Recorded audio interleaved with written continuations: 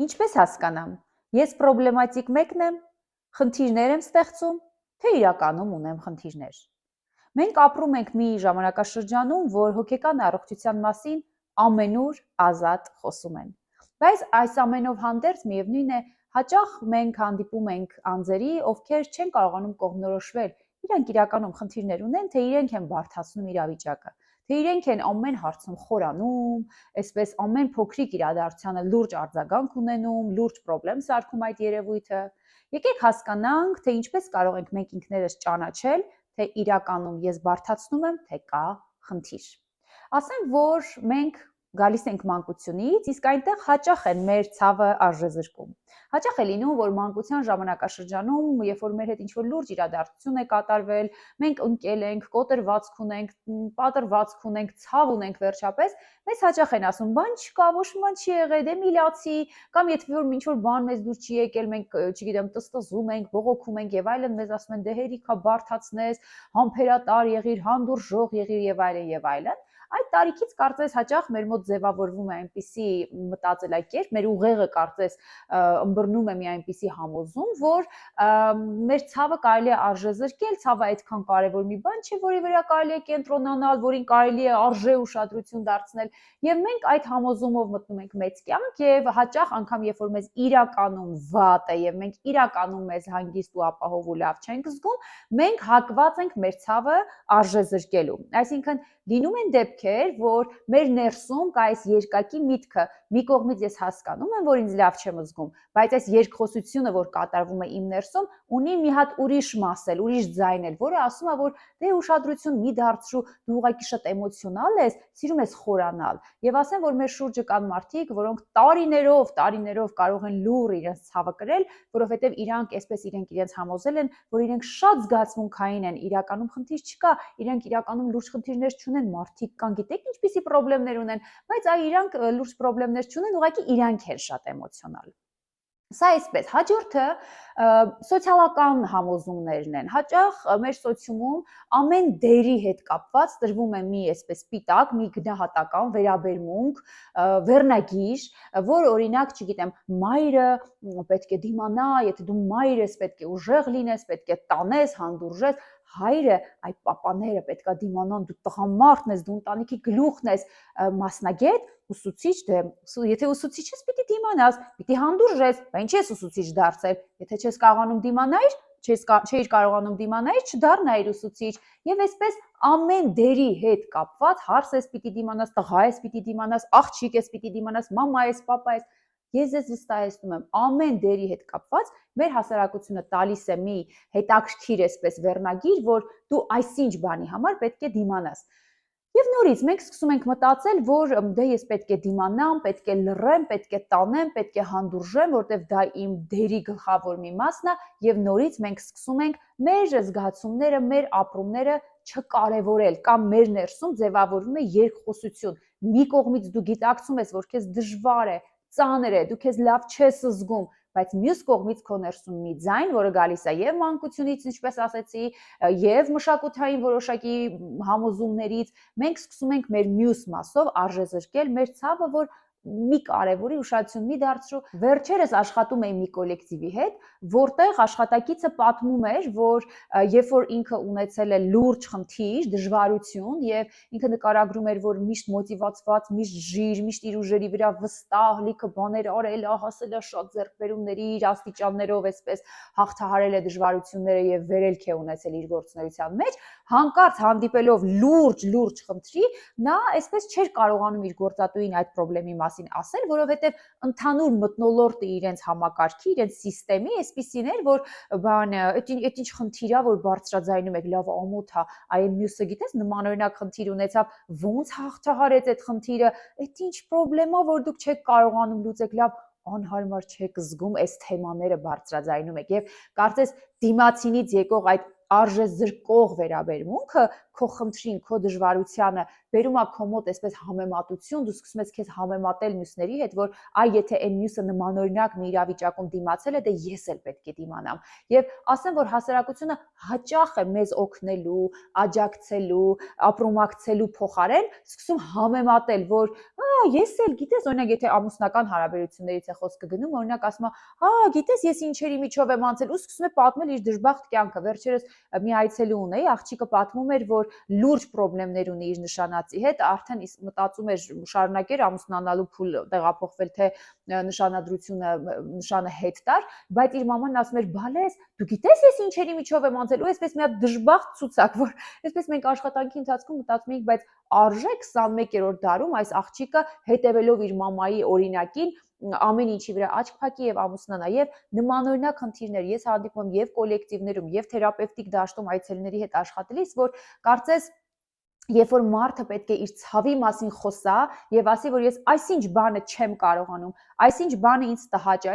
այսինչ բանը ինձ դժվար է, հանդիպում է այդ արժեզրկմանը, որտեղ ինչպես արդեն ասացի, մեր մշակույթում կան որոշակի այսպես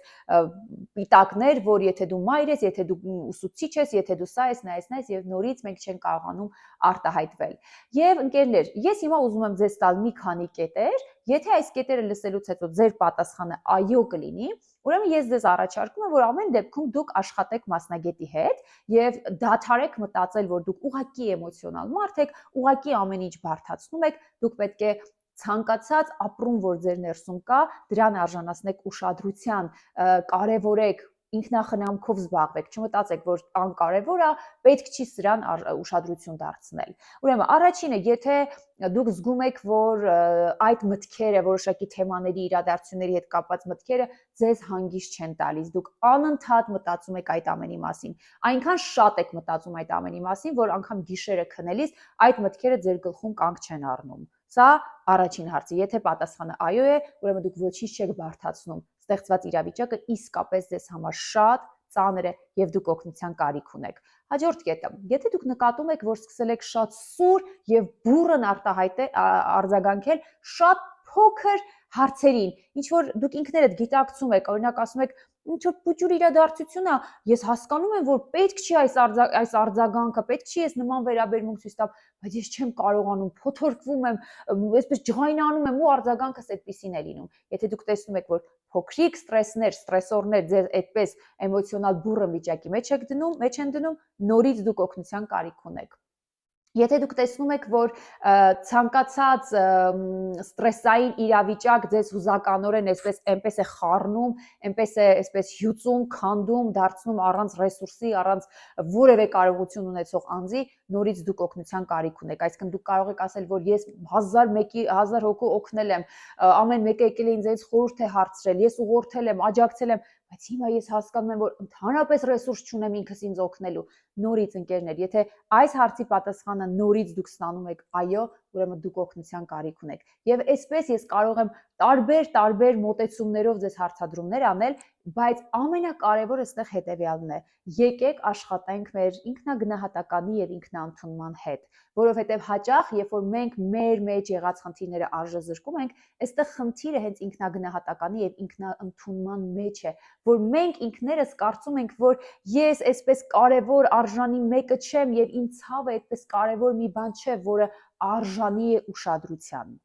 Ոչ, նորից եմ կրկնում, եթե ձեր մեջ կա մի անհանգստություն, որը ձեզ փոթորկում է, տանջում է, անխաղաղության մեջ է դնում, արժե, որ դուք դրան ուշադրություն դարձնեք։ Ուզում եմ նաև խոսել մի հետաքրքիր երևույթի մասին, որը կոչվում է շեղված կոնֆլիկտ կամ այսպես տեղափոխված, կոնֆլիկտ, երբ որ մենք իրականում մեր խնդիրը, մեր արտահայտված կոնֆլիկտը իրականում գալիս է մեր ներսում եղած չլուծված ցավից։ Ես վերջերս ունեցա մի այցելու, զույգի հետ է իրականում աշխատում, ամուսինների հետ է աշխատում, բայց ուզում եմ կնոջ հոգեվիճակից ձեզ հետ կիսվել։ Կինը պատմում էր, որ Վերջերս շատ էմոցիոնալ է դարձել, այսպես այն մարդիկ, որոնց հետ ինքը խաղաղ երջանիկ ապրել է, տարիներ շարունակ հանկարծ սկսել է կռիվների մեջ մտնել, ահավոր վեճեր, կոնֆլիկտներ եւ ամուսինը այսպես զարմացած ասում էր ախր Այանի ջան, այնպեսի մանր հարցերի շուրջ է ինքը վեճ սարքում, այսպես խոսակցություն ա լինում, տունը խռովություն, սրտնեղություն, արդեն սրա հետ չի խոսում, նրա հետ չի խոսում, նրա հետ չի խոսում, ես չգիտեմ ինչ անեմ, ախր ինքը այդպես չի եղել։ Եվ այդպես մենք վերլուծում էինք իր այս բուրըն արձագանքը տարբեր հարաբերություններում եւ ինչն էր այստեղ ամենակարևորը, որ թերապևտիկ դաշտում զրույցի, վերլուծությունների, դիտարկումների հետևանքով մենք եկանք հասանք իրենց կյանքի մի կարևոր իրադարձության եւ պարզվեց, որ ամիսներ առաջ այս կինը ստիպված է եղել իր երեխային հեռացնել ոչ իր կամքով, այսինքն այնպես է ստացվել իրադարձությունը, որ նա պետք է երեխային հեռացներ եւ հենց որ մենք հասանք այդ կետին, որտեղ ես անդադ փորձում էի հասկանալ, հա կա արդյոք ինչ որ մի իրադարձություն, որից հետո դուք սկսել եք այդպես արձագանքել, որից հետո դուք, չգիտեմ, փոխվել եք ձեր վարքը, վերաբերմունքը, այսպես սովորական թերապևտիկ մթնոլորտ, թերապևտիկ զրույց եւ հենց որ մենք հասանք այդ կետին, այս աղջիկը այսպես կանգնեց տեղից եւ կանգնած այսպես սկսեց լաց լինել ու ասել, որ ես չեմ կարողանում ինձ ներեմ, որ ես հեռացրել եմ իմ երեխային, ես չեմ կարողանում ընդունեմ, որ ես նման բան եմ արել եւ այսպես արդյունքներ, ամուսինն էլ այսպես զարմացած անգամ չէր իմացել, որ այդ իրադարձությունը իր կնոջ համար այդքան կարևոր մի բան է եղել, այդքան ցավալի մի բան է եղել, բայց նա այդ մասին չէր խոսել, չէր բարձրաձայնել, չէր պատմել, բայց իր ցավը այսպես լրացնելով, այսպես անկյուն տանելով, նա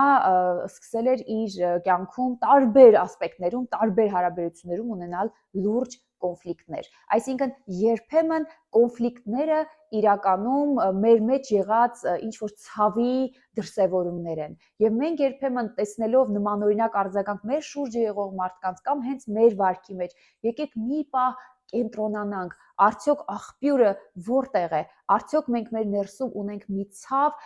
ինչ որ կարող է հարաբերություններում եղել է ինչ որ մի կոնֆլիկտ, որից դուք այնքան վիրավորվել եք ձեր կողակցից, ձեր գործատուից, ձեր գոլեգայից, ձեր երեխայից, որ այդ վեճից հետո դուք զգում եք, որ այսպես շրջադարձային շատ բան փոխվել է ձեր կյանքում։ Ուրեմն, սիրելիներս, ինչ եմ ուզում ձեզ տալ այս տեսանյութի միջոցով։ Խնդրում եմ, մի անտեսեք ձեր ներսում եղած դժվարությունները, շփոթվածությունը, անորոշությունը, միայնակության զգացումը, երբեմն մենք մեր ցավը անտեսելով ուղղակի դառնում ենք միայնակ, դառնում ենք տխուր եւ այդ ներքին ինչ որ անհեթեթ համոզումները սոցիումից եկող, մանկությունից եկող խանգարում են, որ մենք ժամանակին օգնություն ստանանք, ժամանակին դիմենք օգնության, խոսեք ձեր ցավի մասին, բարձրաձայնեք, երբեմն այդ ամենի մասին խոսելը արդեն բուժման ճանապարհ է ստեղծում։ Դիմեք թերապիայի, հոգեբանի այցելեք, խոսեք, կիսվեք, բարձրաձայնեք, ձեր զգացմունքները կարևոր են։ Մի մնացեք ձեր ցավի, վշտի եւ տխրության հետ միայնակ։ Ես սպասում եմ ձեր նամակներին, ովքեր որ կցանկանան իրենց կյանքի նմանօրինակ իրադարձությունները ինձ հետ միասին անցնել, այդ ճանապարհը ինձ հետ միասին անցնել, կարող եք զանգահարել 095 51 44 54 հեռախոսահամարով։ Մենք միասին կփորձենք թերապևտիկ դաշտում վերհանել այդ տարբեր իրացիոնալ համոզումները, այն տարբեր վարքի ձևերը, որոնք խոչընդոտում են, որ մենք այսօր կարևորենք մեր անձը, կարևորենք մեր հոգեվիճակը եւ ինքնախնամքով զբաղվենք։